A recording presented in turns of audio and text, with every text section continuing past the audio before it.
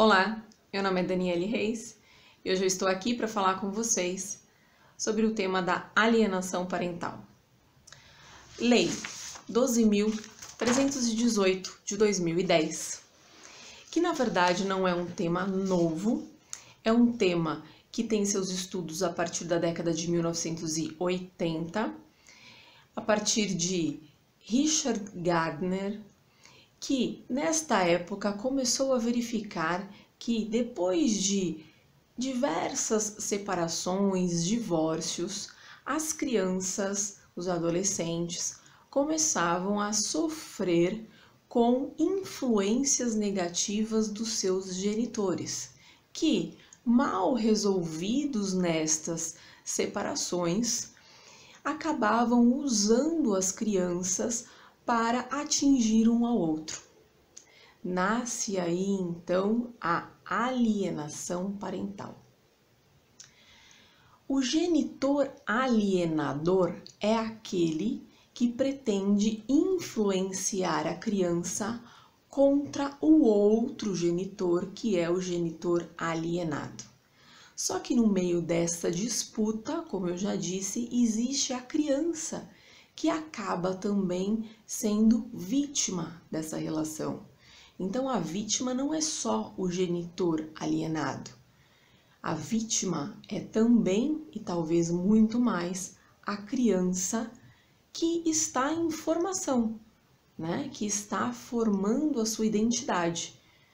Eu digo criança, mas também o adolescente que está formando a sua identidade. E ele começou a verificar também diversos sintomas que essas crianças e adolescentes apresentavam, que eram muito recorrentes.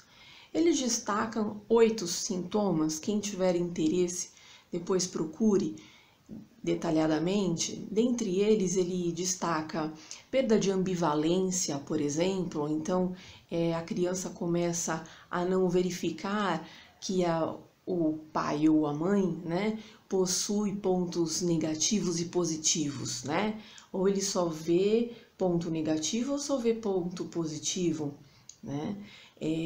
Começa a ficar muito triste, começa a ficar ameaçada, se sentir ameaçada, com medo, recusa o outro ou fica agressiva com o outro, enfim. Ele começa a destacar e perceber a recorrência de alguns sintomas.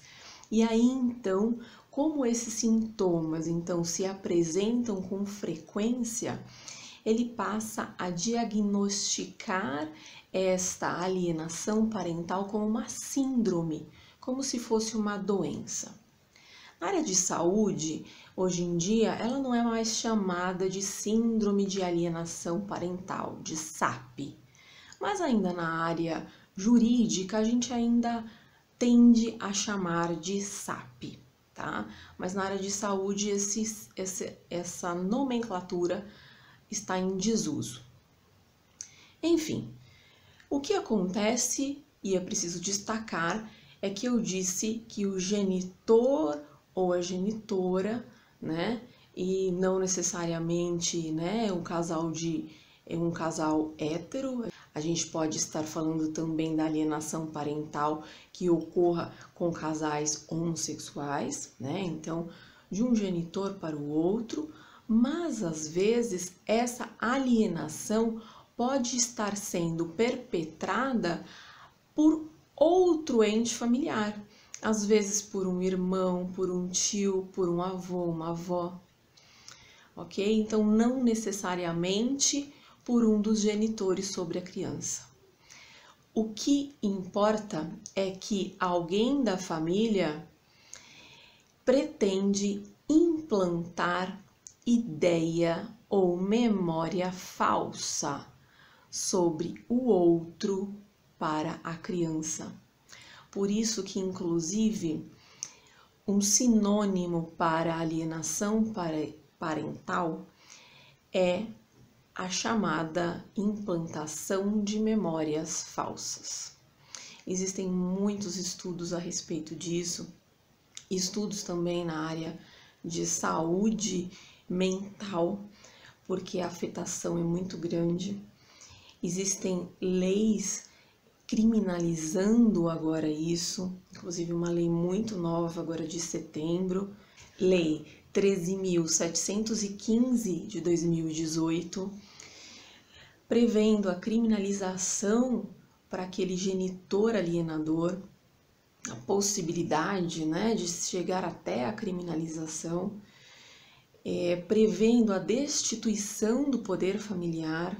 Antes, a destituição do poder familiar ela era aplicada por jurisprudência, por meio de jurisprudência e criação doutrinária. Agora a gente tem isso solidificado nessa legislação.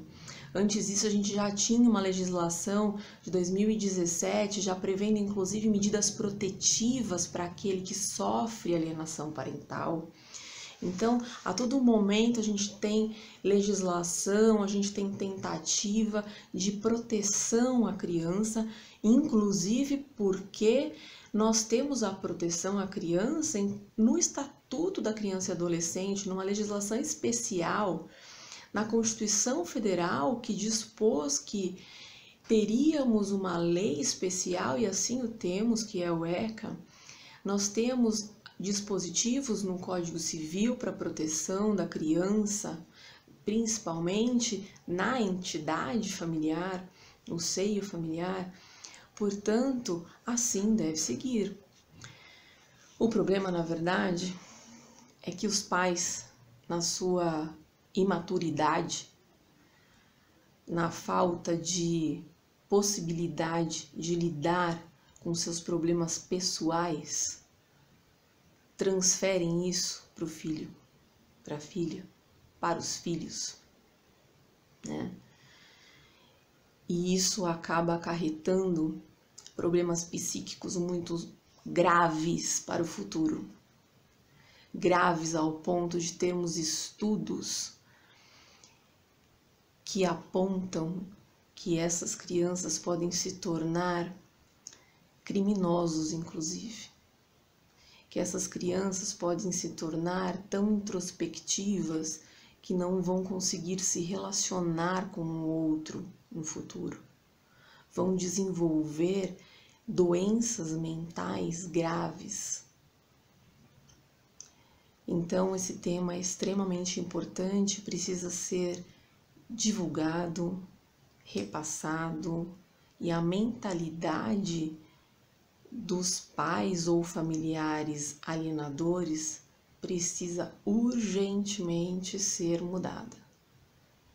Eu espero que esse vídeo possa ajudar você que está me assistindo e que você possa repassar para outras pessoas, porque isso é um tema que importa não só a quem estuda o direito, mas a tantas pessoas que passam por isso em suas relações parentais.